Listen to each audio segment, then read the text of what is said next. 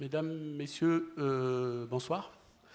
Notre table ronde tourne autour de la présentation et la discussion sur un projet éditorial qui est en ligne sur le net. Et dont vous avez la page web site. L'encyclopédie s'appelle Encyclopédie de l'humanisme méditerranéen.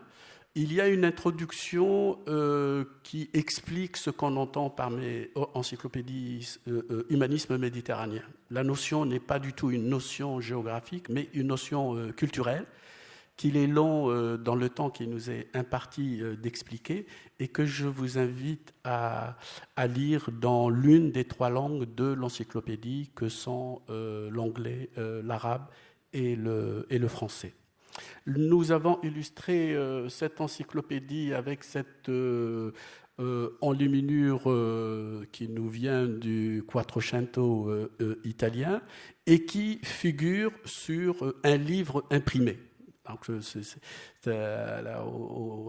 XVe siècle, il y a encore des livres imprimés avec des pages vierges sur lesquelles les enlumineurs interviennent, comme sur les manuscrits, pour les décorer.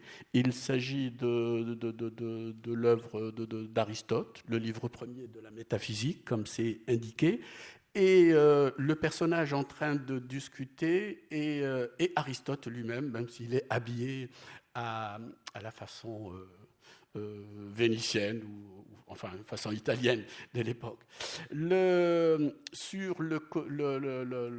À ma gauche, il y a ces deux grands commentateurs,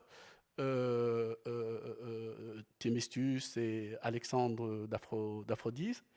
Et tout au fond, il y a un vieux sage qui n'est autre que le maître d'Aristote, Platon. Et puis, il y a ce personnage énigmatique qui est le singe. Les spécialistes discutent toujours pour savoir quelle est sa signification et pourquoi sa présence sur cette enluminure, peut-être pour illustrer la théorie de la continuité des espèces, de l'espèce animale à l'espèce humaine. Et certains théoriciens font du singe l'animal le plus proche de l'être humain, mais c'est pure spéculation de ma part. Et de l'autre côté, vous avez trois personnages. L'un d'eux porte une couronne. Il ne s'agit rien d'autre que d'Avicenne, Raïs ibn Sina. Mais les traducteurs de l'Europe latine ont cru que Raïs voulait dire Raïs al-Hukama ou bien Raïs al-Falasifa, le prince des philosophes. Mais en réalité, c'est un titre politique, puisqu'Avicenne a eu en même temps des fonctions politiques. C'était, comme on dirait, un patricien, quelqu'un qui occupe une position politique éminente, et on l'appelle Raïs, et il n'était pas le seul. Mais c'est une méprise, et donc on en a fait le prince des philosophes. Donc, dans pratiquement toutes les représentations d'Avicenne de l'Europe latine, vous voyez Avicenne avec sa couronne. Mais il est en deuxième position. Avant lui, il y a un autre personnage vêtu de jaune, et c'est Averroès. Manifestement, Aristote est en train de parler à son maître Platon d'Averroès. Et puis, tout au fond, il y a un personnage qui contraste avec les deux autres, qui manifestement sont arabes, mais ils peuvent tout aussi bien être juifs. D'ailleurs, là, je pense que les vêtements qu'ils portent sont plutôt ceux des juifs de l'Italie de l'époque. Mais on voit bien que c'est un personnage chrétien, il a la tonsure, il a les vêtements qu'il faut, il tient un livre à la main qui est ouvert. En revanche, le prince des philosophes, lui, a un livre, mais il est fermé.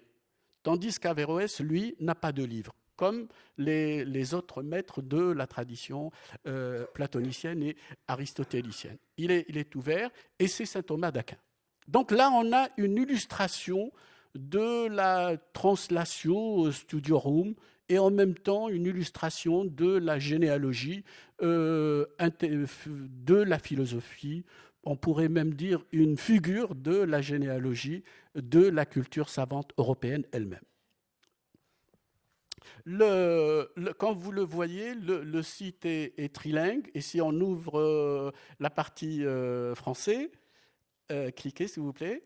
Là, on a un petit résumé, mais si vous cliquez plus bas, mais c'est pas la peine, vous allez avoir l'introduction générale.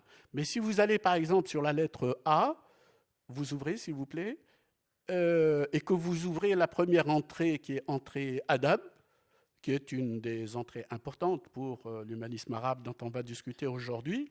Il y a la version en français. Malheureusement, la version en anglais n'est pas encore prête. En revanche, la version arabe est prête. Donc, vous cliquez sur la version... Non, plus bas, à côté. Voilà. Là, tout de suite, vous tombez sur... Ah, comment se fait-il qu'on ne tombe pas sur le texte en arabe? Bon, c'est... Oui, voilà. Normalement, ça, voilà. C'est bon. Là, on a le texte en arabe. On peut prendre sur la partie français, par exemple, s'il vous plaît, si vous revenez. Il y a d'autres entrées où vous ouvrez la lettre A, par exemple, en bas. Oui, voilà, lettre A. Il y a une entrée importante comme celle anthropos, qui est l'homme chez les Grecs, qui est une de nos entrées importantes. Et comme c'est un travail work in progress, comme disent les anglo-saxons, à chaque fois qu'une entrée, et les entrées sont très consistantes, c'est de véritables monographies, à chaque fois qu'une entrée est validée, elle est mise en ligne. Ce qui fait que nos lecteurs participent avec nous à l'élaboration et à la maturation de cette encyclopédie que je vous convie, quand vous êtes chez vous, de regarder de manière plus attentive et de parler autour de vous pour que nous ayons le maximum de lecteurs et d'utilisateurs qui puissent la consulter. Elle est ouverte depuis moins d'un an. Nous avons largement dépassé les 20 000 lecteurs, ce qui, à mon sens, est un succès pour une entreprise aussi savante, une entreprise intellectuelle aussi exigeante. Sans grands moyens, je ne rentre pas dans les détails des moyens, parce que si les moyens étaient là, on aurait eu en une année facilement 100 000 utilisateurs. C'est une question de moyens. Voilà, donc c'est autour de cette encyclopédie. Revenez s'il vous plaît sur la page du site, la première, la toute première. Ce qui nous a motivés à entreprendre ce projet éditorial, c'est à la fois des considérations intellectuelles, mais aussi un débat et des débats actuels. Et j'ai récemment, dans mes lectures récentes, j'ai pris des choses ici et là qui montrent combien ce type de travail est important, qui éclaire les différentes traditions intellectuelles de la Méditerranée qui se réclament de l'héritage hellénistique et que nous avons considéré comme des traditions humanistes. Et on s'explique dans la présentation générale sur cette notion d'humanisme et pourquoi nous estimons légitime de l'appliquer à d'autres cultures que celles de la Renaissance européenne du XVe, XVIe siècle. Dans une présentation récente du vocabulaire européen des philosophies, dictionnaire des intraduisibles, réalisé sous sa direction, Barbara Cassin, qui rappelle que l'arabe n'a pas été omis en raison de son rôle historique, explique qu'il est langue de passage et vecteur de transmission philosophique. Donc là, on a toute une tradition philosophique arabe qui est réduite à sa plus simple expression d'être un transfert de l'héritage philosophique grec à l'Europe latine. Ça, vous pouvez le lire dans une revue franco-allemande qui s'appelle Trivium. En 2013, dans la même revue 3 années plus tôt, il y avait un article d'un spécialiste de la médecine arabe qui s'appelle Gotthard Strohmayer, qui a écrit un article sur la réception latine et la réception arabo-syriaque des sciences grecques, et qui, lui, dit des choses assez effarantes pour un spécialiste de la médecine arabe. Il dit, à vrai dire, hormis plusieurs approches nouvelles et dignes d'intérêt, les médecins, les astronomes et les philosophes musulmans ne dépassèrent guère les principes acquis à travers la réception syriaque et arabe des sciences grecques. Pour les Européens, cela présentait un grand avantage. Les connaissances obtenues grâce aux traductions de l'arabe vers le latin correspondaient grosso modo aux vestiges de l'enseignement antique qui s'était maintenu en Europe à travers la tradition romaine. Là, on a l'impression de lire un orientaliste du XIXe siècle, de l'époque d'Ernest Renan, pas un spécialiste de l'histoire des sciences et de la médecine au XXIe siècle. Plus récemment, je lisais dans un livre écrit par Rémi Brague, éminent spécialiste de philosophie médiévale et lauréat en 2012 du prix Ratzinger, membre de l'Académie catholique française, un livre qui s'appelle « Le règne de l'homme, genèse et échec du projet moderne », dans lequel il discute à un moment de la notion de progrès. Et il dit qu'elle est complètement étrangère à l'islam, même si on la retrouve chez un certain nombre non, il dit on la retrouve chez 2 auteurs, l'un est un alchimiste et l'autre est un médecin. L'alchimiste, c'est Jabir ibn Hayyan, et le médecin est Abu Bakr Razi. C'est-à-dire que tout le débat sur le progrès scientifique et humain qui a accompagné à la fois le mouvement de traduction gréco-arabe, mais aussi toute la pensée rationaliste et humaniste arabe, est escamoté et mis de côté.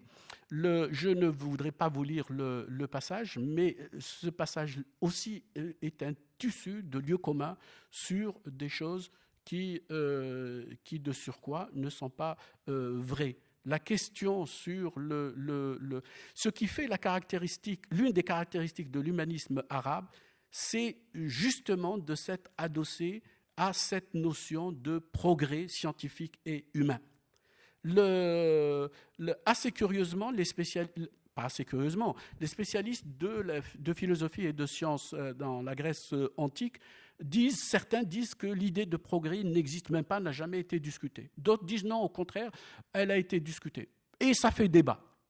En revanche, lorsqu'on vient aux Romains, il n'y a pas de doute que la question est abordée par des auteurs aussi importants que Sénèque, que Macrobe ou un troisième, Pline.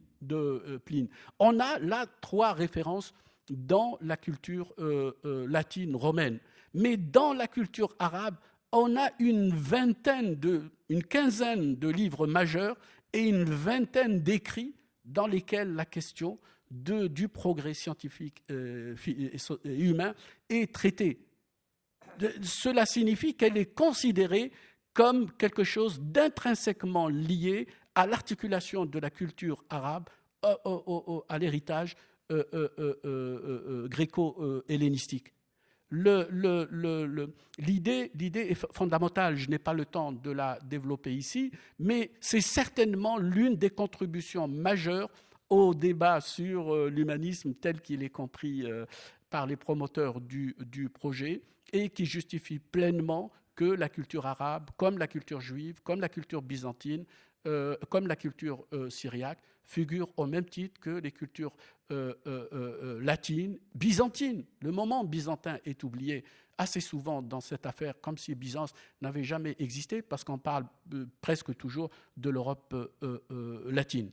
Et l'autre élément important sur lequel a reposé cet humanisme, aussi bien arabe que juif, syriaque ou byzantin, c'est certainement le concept d'homme, le concept de genre humain ou d'espèce humaine. Il est fondamentalement grec, sauf erreur de ma part. il n'y a pas de culture qui ait pensé l'homme dans son unité fondamentale et qui ait produit le concept de cette unité fondamentale. Le concept de cette unité fondamentale est celui de nature humaine. Les Grecs ont inventé le concept de nature humaine et donc pensé l'unité fondamentale de l'homme sans toujours, malheureusement, penser sa diversité. Si bien que même chez de grands philosophes comme Aristote, le concept de politique, le concept de l'homme dans sa philosophie politique est un concept restrictif. Outre le fait que, du point de vue de l'anthropologie culturelle grecque, un couple fondamental structure la perception de soi et d'autrui, c'est celui de civilisés, c'est-à-dire les Grecs eux-mêmes, et de barbares. Je crois que l'une des contributions majeures de la culture arabe est d'avoir dénoué le concept déconnecté le concept d'homme, tel qu'il était théorisé par les Grecs, de cette perception anthropologique en lui associant un autre couple qui relève lui aussi de l'anthropologie culturelle. C'est le couple de nations intellectuelles et nations manuelles. Tous les peuples et les nations de l'humanité sont divisés en nations intellectuelles et nations manuelles. Le concept d'homme n'a pas encore toute sa plénitude, comme nous l'avons aujourd'hui, aussi bien chez les Grecs que chez les Arabes ou chez les Byzantins ou chez les Latins. En revanche, ce que la culture arabe, ce moment de l'humanisme arabe classique a permis, c'est de produire un couple, ce couple nation intellectuelle, nation manuelle, et d'en faire un couple dynamique, évolutif. C'est-à-dire qu'on n'est pas condamné ad vitam aeternam à être une nation manuelle. L'exemple le plus intéressant, c'est celui, par exemple, de la Chine. Si vous prenez les premiers écrits arabes du 8e, 9e siècle, presque toujours la Chine est présentée comme une nation manuelle. Mais si vous prenez d'autres écrivains, notamment andalous, du 10e, 11e siècle, vous allez voir que la Chine fait partie des nations philosophiques. C'est la même chose pour les Juifs. Les auteurs arabes du 8e, 9e siècle, pour eux, les Juifs ne sont pas une nation philosophique. Ce n'est plus le cas au XIe siècle andalou qu'ils deviennent une grande nation philosophique parce qu'entre-temps, ils ont participé et œuvré à la fécondation de l'héritage philosophique grec. Donc, vous voyez à la fois la complexité et du débat et les enjeux qui se trament derrière. J'espère seulement vous avoir fait toucher du doigt quelques-uns de ces enjeux majeurs et je vais céder la place à mes deux amis et collègues qui vont expliciter l'un et l'autre des aspects de ce que nous appelons humanisme arabe.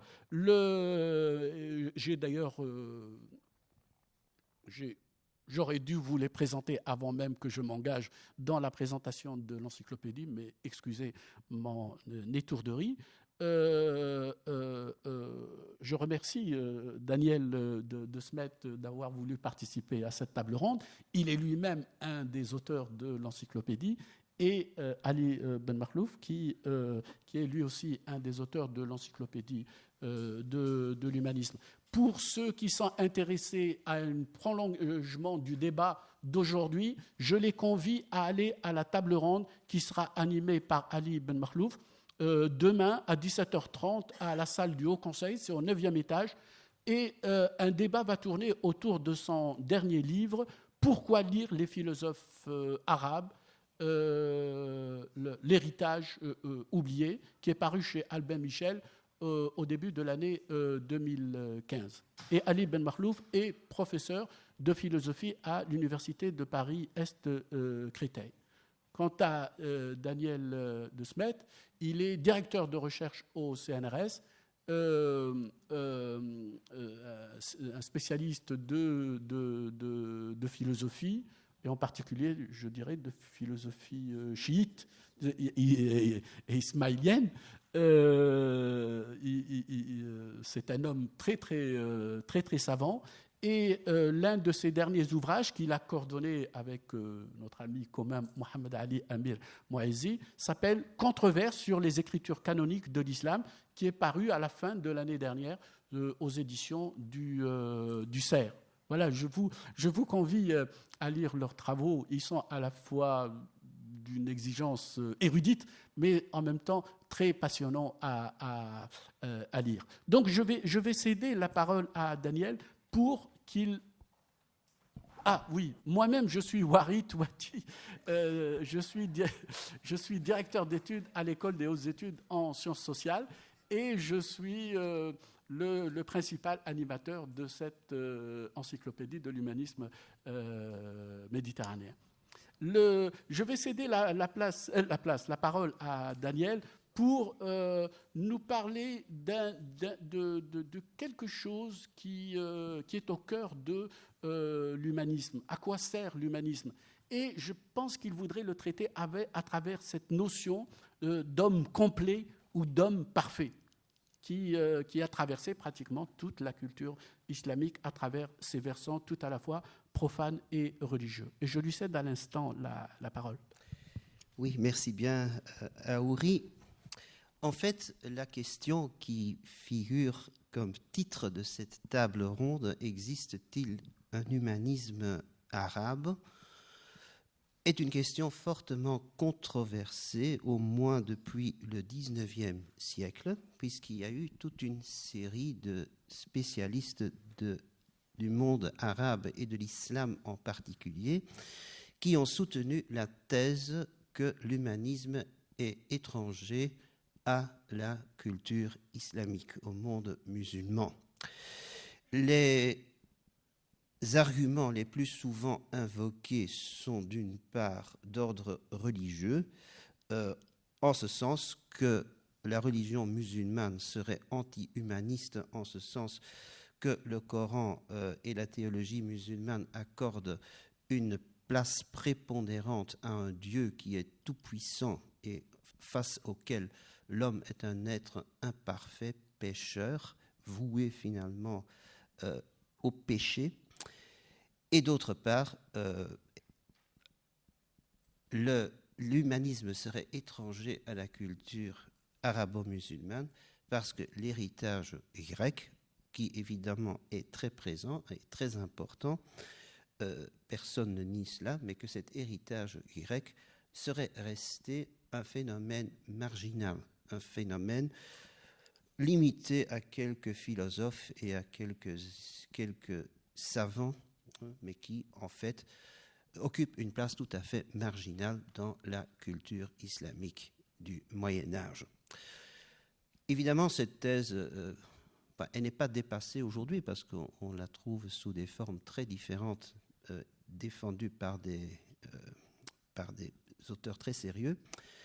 Mais en fait, elle est évidemment une simplification assez grossière, d'autant plus que l'apport des sciences, de ce qu'on appelle les sciences profanes, les sciences héritées des Grecs, et les sciences islamiques ont souvent été conjoints et se sont joints l'un à l'autre pour former une nouvelle forme de pensée qui est celle de l'islam médiéval. Et donc dans l'encyclopédie, vous trouverez un article que j'ai écrit sur les sciences profanes et les sciences islamiques, dans lequel j'essaie de montrer comment ces deux pans du savoir s'interpénètrent tout au long de l'histoire du monde musulman. Face à cette position, une position contraire a été défendue, notamment par Abderrahman Badawi, qui est un célèbre éditeur infatigable de textes de philosophie arabe, mais philosophe lui-même, il était égyptien, et il a écrit un article intéressant paru dans la revue Studia Islamica en 1956, dont Aouri est actuellement l'éditeur, et cet article s'intitule « L'humanisme dans la pensée arabe ». Et donc Badawi met l'accent sur le fait que l'idéal de l'homme, l'idéal de l'humanisme est présent avant tout dans cette notion de l'insan el-kamil, de l'homme parfait. L'homme parfait qu'on retrouve notamment dans la mystique, dans le soufisme.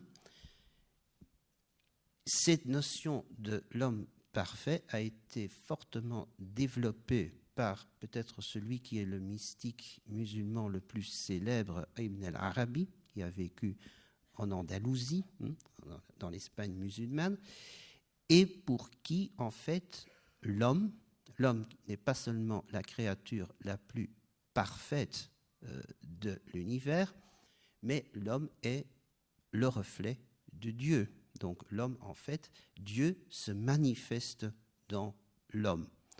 Donc Dieu ayant créé l'homme à l'image de Dieu, Dieu se manifeste dans l'homme.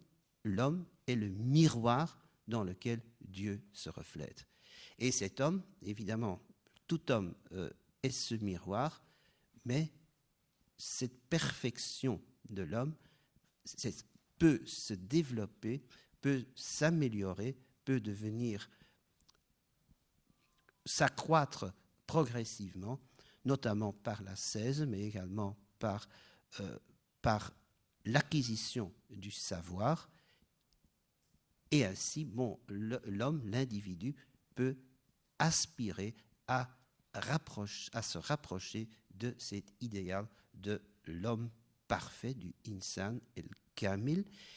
Et là, cela est lié à une seconde idée, donc d'une part l'homme reflet de Dieu, l'homme manifestation de Dieu sur terre, mais en même temps l'idée que l'homme, que l'espèce humaine est un microcosme, que l'homme, de par sa constitution même par les organes de son corps, par ses membres, reflète le macrocosme, reflète l'univers, et donc que l'homme est une manifestation, un reflet de l'harmonie et de la perfection de l'univers. Et donc, tout en étant bien sûr une pensée religieuse, une pensée mystique dans laquelle Dieu se manifeste dans le monde, dans la création, il y a en même temps un idéal humaniste, en ce sens que l'homme est appelé à se perfectionner et reflète d'autre part, l'homme n'est pas mauvais, ce n'est pas la création d'un mauvais esprit ou d'un démiurge malicieux, l'homme reflète l'harmonie de l'univers. Et donc, cette idée de l'homme parfait, qui exprime une forme d'humanisme qui n'est pas sans parallèle avec des sources antiques, des sources grecques, un idéal antique de l'homme, se retrouve dans le soufisme et il se retrouve également dans les courants chiites où cet homme parfait cet idéal, donc l'homme parfait est en fait l'idéal de l'humanité, le modèle vers lequel l'humanité devrait évoluer, auquel l'humanité devrait se refléter. Ce modèle de l'homme parfait y est représenté par la figure de l'imam chiite, donc l'imam qui est pour les chiites le successeur du prophète, le représentant du prophète sur terre. Et donc cet homme parfait qui est l'imam incorpore l'idéal de l'humanité. Et là également, c'est intéressant en ce sens que l'imam est considéré comme le garant, mais aussi le porteur de la science religieuse, mais aussi de la science profane. Et c'est surtout dans le courant ismaélien du chiisme que cette idée a été fortement développée. Donc l'imam est un exégète, c'est celui qui lit et qui explique les textes sacrés, mais en même temps, l'imam est le porteur d'une connaissance dans lequel nous, historiens modernes,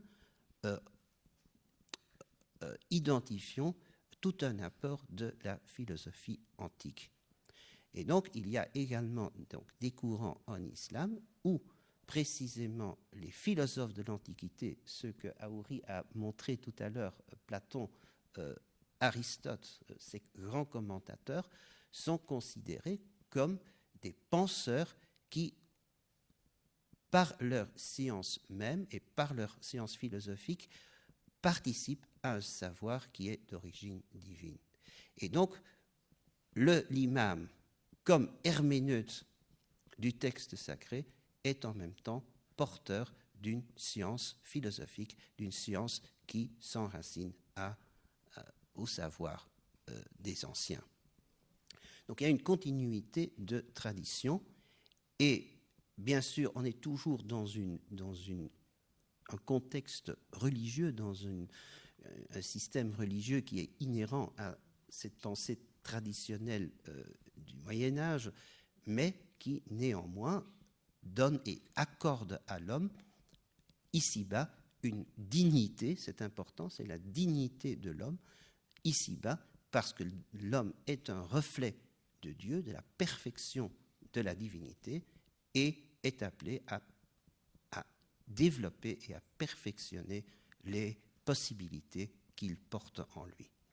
Et donc je crois que, évidemment, il faut se garder de l'écueil de projeter dans une pensée médiévale des notions modernes, surtout des notions contemporaines concernant l'humanisme, qui parfois prend des tournures qui sont tout à fait étrangères à la pensée médiévale, aussi bien en Occident qu'en Orient. Mais il y a néanmoins, à mon avis, là, dans cet aspect de l'islam, de la pensée islamique, un humanisme qui trouve sa place tout à fait dans l'encyclopédie. Et donc je suppose qu'il y a toute une série d'articles qui sont prévus sur le soufisme, aussi sur la pensée chiite, sur d'autres formes d'islam spirituel, où cette notion de l'homme parfait joue un rôle central. Voilà, je vous remercie. Je remercie Daniel pour cet exposé et je lui dis il nous rappelle combien l'entreprise que nous menons dans cette encyclopédie est difficile. Nous avons une entrée, une scène homme parfait. Peut-être qu'il faudrait débattre, mais ce n'est peut-être pas le moment. Est-ce qu'il y a une distinction entre l'homme complet, l'insan tam, ou même l'homme Al-Rajul al-Tam, parfois, comme disent les philosophes, ou l'insan tam, et l'insan al-Kamil. Ça, c'est un débat. J'avais demandé à un collègue de faire cette entrée-là, mais c'est un spécialiste du soufisme. Donc, il a fait l'entrée uniquement à travers la tradition soufie. Et j'avais demandé à Daniel de compléter tout ça par le côté philosophique, de voir dans la tradition philosophique que cette notion est très, très importante. Et à propos de tradition philosophique, il y a quelqu'un autrement plus compétent que moi pour en parler, et je vais lui céder à l'instant la parole. Merci Walid Touati pour cette introduction. Alors, effectivement, quand on se pose la question de y a-t-il un humanisme arabe, comme vient de l'indiquer Daniel de Smet, la question peut, il est vrai, prêter à controverse. Je vais aussi partir d'un type de controverse sur cette question à partir de questionnements contemporains. D'abord, je ferai référence à Jacques Goudy, l'anthropologue britannique, qui s'étonne, dans son ouvrage récemment traduit aux éditions Gallimard, Le vol de l'histoire, qui s'étonne qu'on ne parle que de l'humanisme européen et qu'il y a comme une captation des valeurs humaines, je vais revenir sur ce que l'on entend par là, par l'humanisme. Je lui cède la parole. La démocratie occidentale a en fait détourné, c'est le mot qu'il emploie, vers elle nombre de valeurs qui existaient dans d'autres sociétés. L'humanisme et la triade individualisme, liberté, égalité, ainsi que la notion de charité, censée être chrétienne. Et il ajoute, l'un des mythes les plus dérangeants de l'Occident consiste à croire qu'il faut distinguer les valeurs de notre civilisation judéo-chrétienne des valeurs orientales en général et celles de l'islam en particulier. Et Michel Foucault avait indiqué qu'il y avait quelque chose comme une pensée exotique dès lors qu'on évoquait ou la Chine de Confucius ou l'Orient de l'islam, et que l'on s'étonnait qu'il puisse y avoir quelque chose comme un humanisme dans ces régions du monde. Je le cite, « On s'imagine volontiers que l'humanisme a toujours été la grande constante de la culture occidentale. Ainsi, ce qui distinguerait cette culture des autres, des cultures orientales ou islamiques par exemple, ce serait l'humanisme. On s'émeut quand on reconnaît des traces de cet humanisme ailleurs. » Autrement dit, comment peut-on être persan ? On s'émeut quand on reconnaît des traces de cet humanisme ailleurs, chez un auteur chinois ou arabe, et on a alors l'impression de communiquer avec l'universalité du genre humain. On se découvre espèce humaine.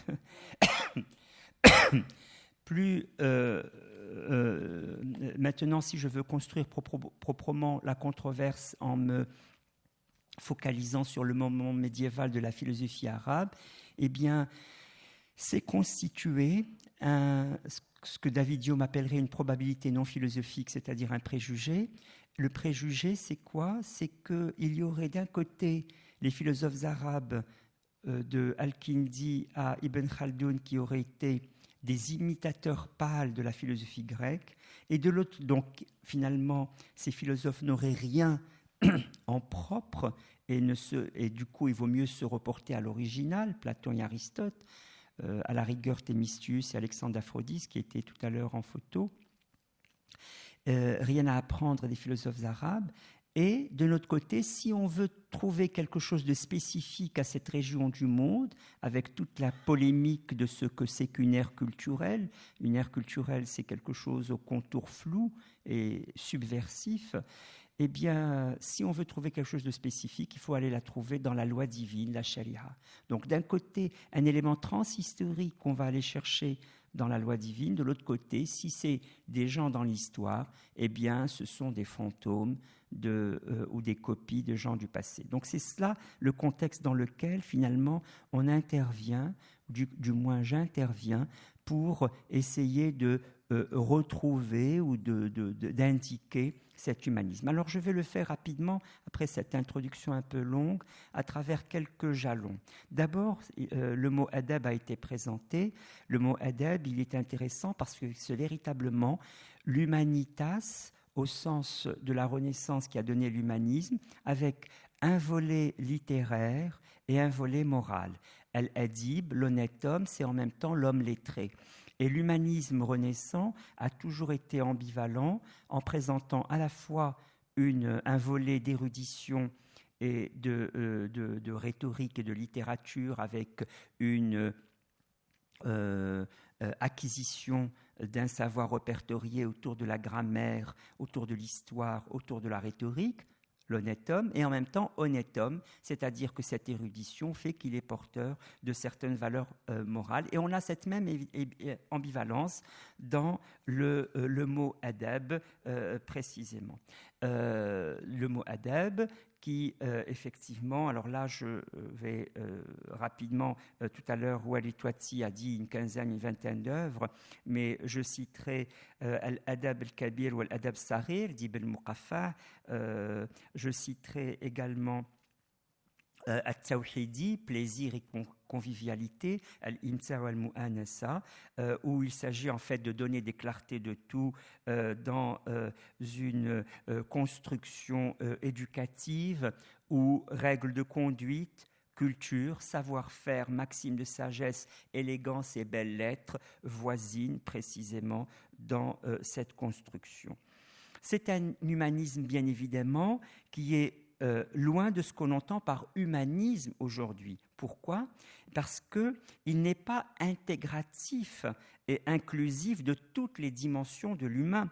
On peut effectivement se demander, avec Michel Foucault encore, si un humanisme au sens strict d'aujourd'hui n'est pas né au XIXe siècle, c'est-à-dire quelque chose qui fait de l'homme objet de savoir et objet de savoir de l'homme, homme, objet de savoir de l'homme. Ça, c'est très, très récent. Si on prend cette définition très restreinte, alors effectivement, cet humanisme du monde arabo-musulman médiéval dont je vous parle n'est pas l'humanisme d'aujourd'hui. Mais il ne l'est pas surtout parce que la voie de l'intellect qui a été considérée comme forme de vie et modalité d'existence pour les philosophes arabes, on vit selon l'intellect. Cet intellect n'est pas la raison cartésienne, il n'émane pas directement de l'homme, on se joint à l'intellect qui est divin, et c'est à mesure de l'effort que nous faisons pour se joindre à cet intellect que l'on réalise la meilleure part de soi-même,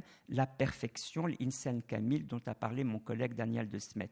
Donc effectivement, c'est un humanisme où on est toujours plus haut que ce qui est proprement ou simplement humain, et en ce sens, c'est un humanisme spécifique parce qu'il fait de l'intellect divin un mode de vie, et cela donne chez quelqu'un comme Ibn Bajjah, philosophe du XIe siècle andalou, cela donne précisément la conduite de l'isolé, cet homme qui se soustrait à la société pour mener une vie selon l'intellect, mais qui se soustrait pas tout à fait, qui cherche par le retrait par rapport à la société de vivre selon l'intellect et du coup qui va privilégier la rencontre intellectuelle et qui va faire de la rencontre intellectuelle un style de vie. Je rappelle que l'intellectuel, la figure de l'intellectuel à la Renaissance, c'était l'intellectuel arabe, parce que l'intellectuel arabe, tel que l'a légué la philosophie andalouse, c'était véritablement cet homme qui vit selon l'intellect et qui est le commentateur et celui qui ordonne sa vie selon l'érudition. Second volet, après avoir indiqué le moment éducatif, il y a le moment de la continuité. Cela a été dit. Comment cet humanisme spécifique s'est construit? Il s'est construit sur fond d'une continuité entre la parole prophétique et la parole philosophique.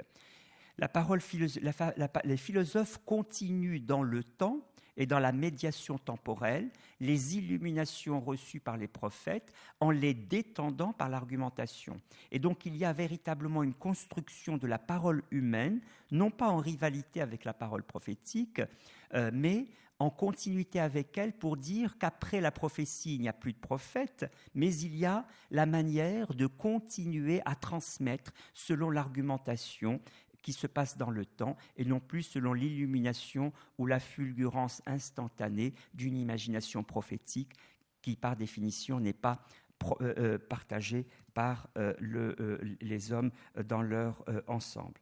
Et cela, on l'a d'une manière très très forte chez quelqu'un comme Al-Kindi, qui a beaucoup lutté contre ce qu'il appelait les chaires usurpées de la théologie, ceux qui se mettent tout de suite sur une parole divine en voulant la reproduire d'une manière répétitive sans la moduler humainement, qui trafiquent de la religion et qui, dit-il, dans la mesure où ils trafiquent de la religion, eh bien, ne sont sans religion. L'idée forte, c'est qu'on s'inscrit humblement dans la continuité du savoir, à partir de la parole révélée, mais aussi à partir de la parole des anciens, Platon et Aristote, et Al-Kindi va construire une histoire de la vérité comme histoire du savoir humain. Je le cite, « Pas un homme, dans l'effort de sa recherche, n'a pu atteindre le vrai autant que le vrai l'exige, et que tous ensemble ne l'ont pas possédé. Mais chacun d'eux, ou bien n'en a rien atteint, ou bien n'en a atteint que peu de choses par rapport à ce qu'exige le vrai. » Ça veut dire quoi? Ça veut dire qu'il n'y a pas de culture isolée, ça veut dire que les cultures sont interactives, ça veut dire qu'il n'y a de savoir que hybride, composé, s'inscrivant dans une histoire de la vérité. Et ce geste d'Al-Kindi sera repris, ça c'est un geste au IXe siècle, il sera repris au XIIe siècle par Averroès, auquel j'ai consacré beaucoup de travaux, et Averroès au XIIe siècle, dans la Cordoue du XIIe siècle, il fallait reprendre ce geste qu'avait fait Al-Kindi, et lui le reprend en valorisant dans le texte sacré les hommes de sciences profondes, ar-rasikhuna fil ilm. Il va dire, par exemple, dans l'interprétation d'un des versets, dire, il y a une sourate, la sourate 3, qui dit ce livre contient des versets univoques et des versets plurivoques, ambigus. N'en connaît l'interprétation des versets plurivoques, n'en connaît l'interprétation que Dieu. Et les hommes de science profonde disent « nous y croyons ». Et Averroès va dire « moi je ne ponctue pas du tout de cette façon, je dis « n'en connaît l'interprétation que Dieu et les hommes de science profonde ». Ils disent « nous y croyons ». Et comme le Coran n'est pas ponctué dans sa confection première, eh bien, libre à lui d'associer les hommes de science profonde à Dieu et de faire finalement, de valoriser une lecture humaine du Coran, qui est une lecture qui reprend la méthode aristotélicienne de l'exhortation rhétorique, de la discussion dialectique et de la démonstration, afin précisément de donner un maximum d'intelligibilité humaine à ce texte sacré. Je terminerai uniquement par l'évocation d'une autre figure, un siècle et demi après, celle d'Ibn Khaldoun, qui lui réalise ce geste aussi d'un humanisme spécifique très particulier, celui de dire que l'histoire produit et comprend une forme de démiurgie. Il y a une démiurgie historique, c'est-à-dire que l'homme est recréé comme à nouveau en raison des changements profonds que vit telle ou telle société. Tabdil al-Ahwal, il y a une connotation mystique dans Tabdil al-Ahwal, mais il y a aussi cette idée que finalement, il faut honorer pleinement cette science de l'histoire qui place le savant et l'ignorant au même niveau par les bouleversements complets qu'elle accomplit.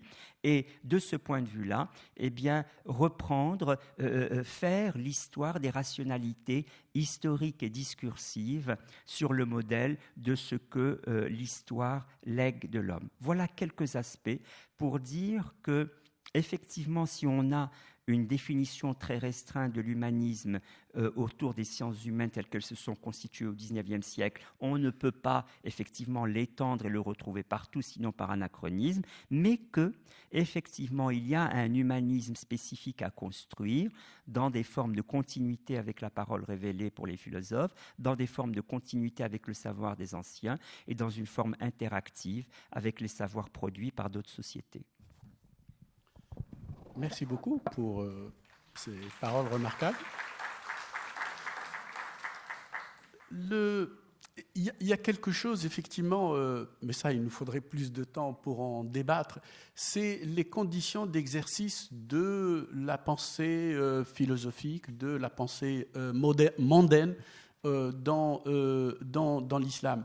Et on est surpris par rapport à ce qui peut être compris aujourd'hui de l'islam, combien le Coran a été une source de vivification et de développement de la philosophie en terre d'islam.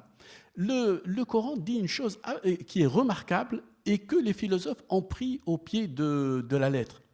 Dans le Coran, tous les hommes à qui Dieu a parlé sont des élus et sont techniquement des prophètes ou des messagers. Mais ça ne change rien, des nabis, des prophètes.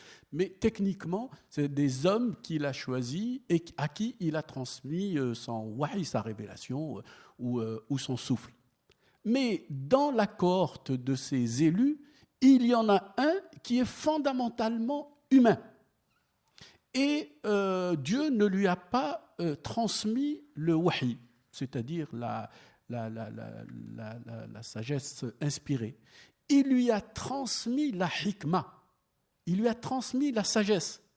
Donc le Coran opère une distinction entre le ilm, essentiellement c'est un savoir religieux, et la sagesse qui, elle, n'est pas un savoir religieux. Et ce personnage, c'est Luqman. Le Coran dit, ou Allah dit, « Wa atayna Luqman al-hikmah ».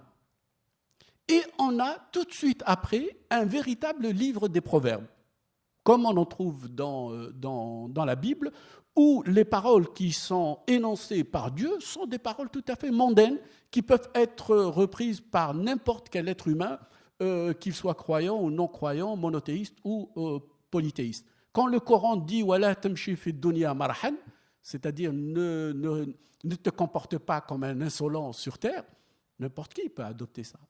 ولا تجعل يدك مغلولة على عنقك ولا تبسطها كل البسط.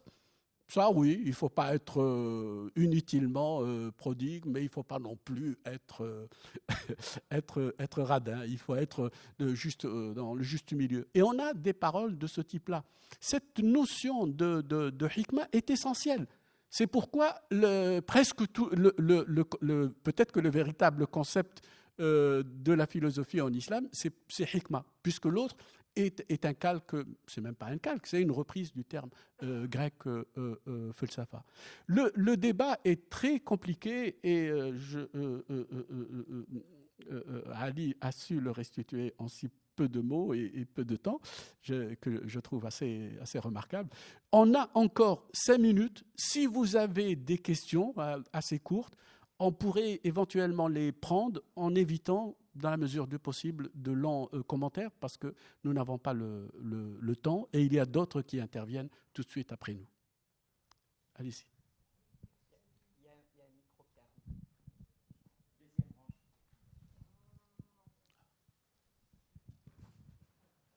Je vous prie d'être bref, les quelques rares intervenants que nous voulons prendre. Merci pour vos interventions. Juste revenir sur votre promesse de revenir sur la définition de l'adab. Vous étiez parti sur... et puis...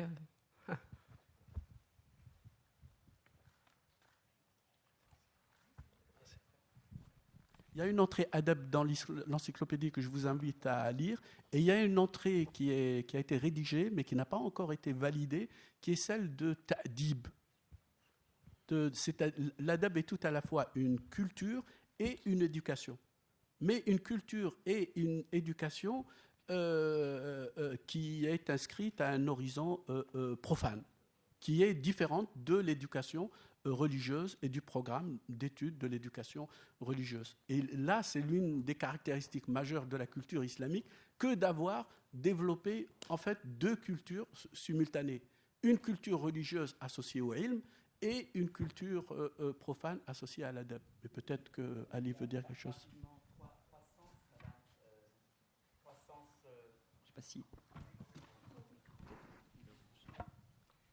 3 sens rapidement de ce mot.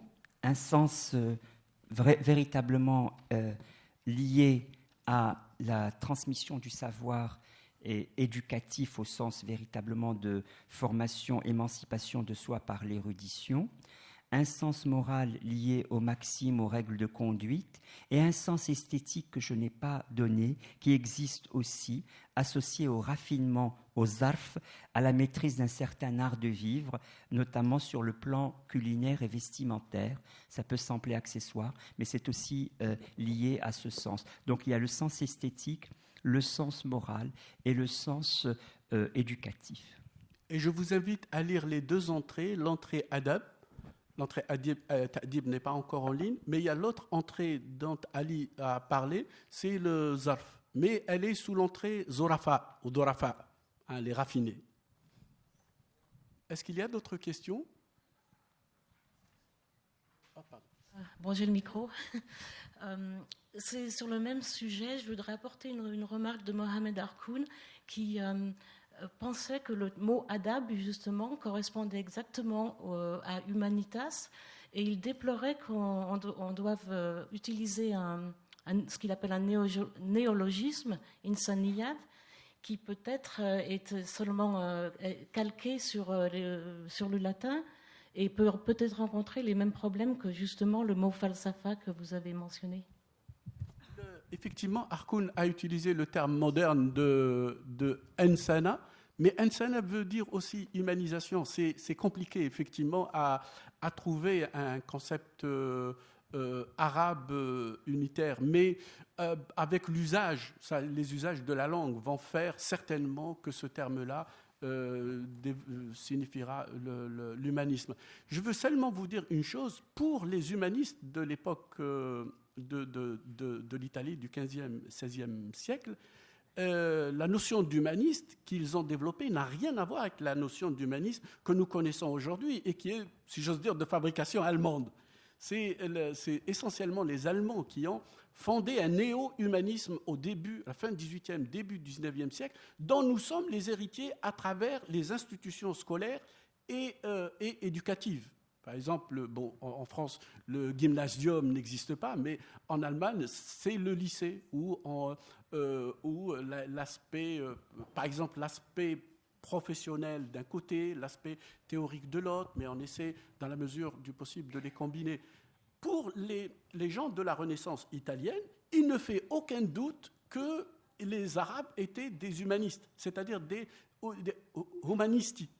On a au moins un texte que je m'apprête à éditer avec ma collègue Nathalie Davis, où on parle des penseurs arabes de l'époque classique comme des humanisti, humanista. C'est-à-dire, au même titre, ils les voyaient comme étant leurs collègues.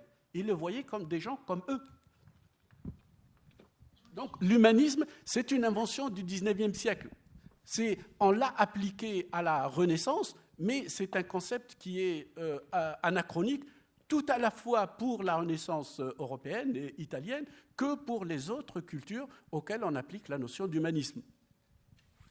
Et je crois qu'effectivement, il faut tenir ensemble les mots adab, le mot hikma et le mot insan dans sa paronymie, c'est-à-dire tout le rayonnement de l'ishtiqaq, comment vous dérivez à partir d'insan.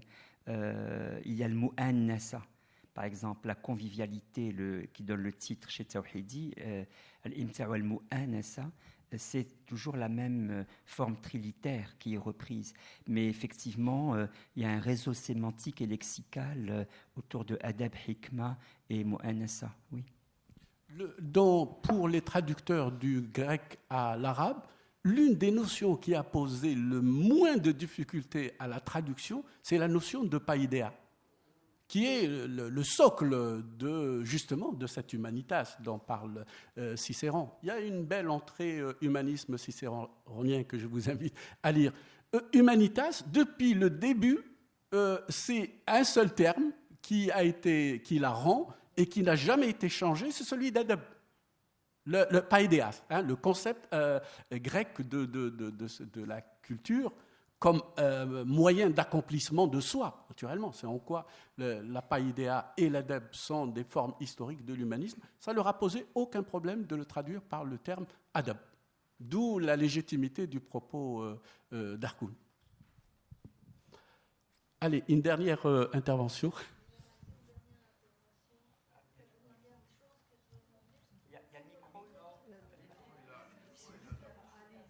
Je voulais juste, c'est une question pour Ali Ben Makhlouf.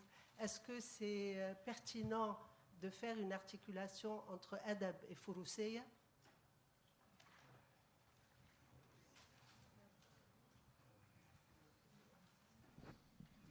Vous avez probablement en tête quelque chose de précis en me posant cette question.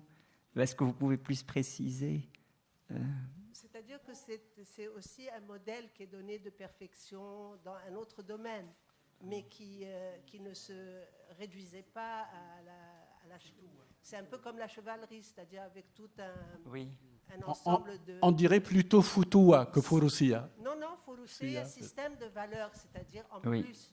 La bravoure.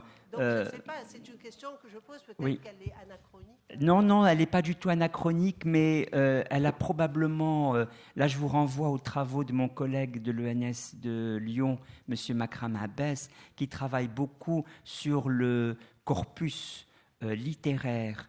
Et je suis sûr que dans la tradition de l'adab chez le Jahid, chez Tawhidi aussi, bien que je ne l'ai pas rencontré chez Tawhidi, je pense que dans la poésie, on doit pouvoir trouver véritablement ce lexique de la chevalerie. En philosophie, on ne le trouve pas du tout. En revanche, permettez-moi, grâce à votre question, de dire à mon collègue Daniel de Smet qu'on trouve en philosophie, chez Al-Kindi, cette notion de microcosme, macrocosme, miroir, l'homme miroir du macrocosme. C'est un enjeu très, très important parce que c'est un enjeu de connaissance, vu qu'il faut détailler complètement la connaissance de l'homme, de ses passions et même de ses organes corporels, parce que tout cela est en image et en reflet du macrocosme au sens de l'univers. Et curieusement, ce n'est pas du tout pour mettre l'homme empire dans un empire, c'est pour renforcer son humilité cosmique. Alors comme il y a cette humilité très forte de l'homme face au cosmos, les notions de bravoure et de chevalerie, moi je les ai moins rencontrées, mais bon, mais je ne connais pas tous les corpus. Merci. Je remercie les auditeurs. Je vous remercie tous de nous avoir prêté votre patience et votre écoute. Et on a une adresse mail si vous voulez échanger avec nous à travers l'encyclopédie. Ça nous permettra de connaître vos opinions et éventuellement de répondre à vos interrogations. Merci. Je pose la question ou... C'est fini. Parce que là, il y a un problème de timing. Il est déjà moins 35. Donc, je ne voudrais pas qu'on empiète sur les collègues qui vont venir après nous.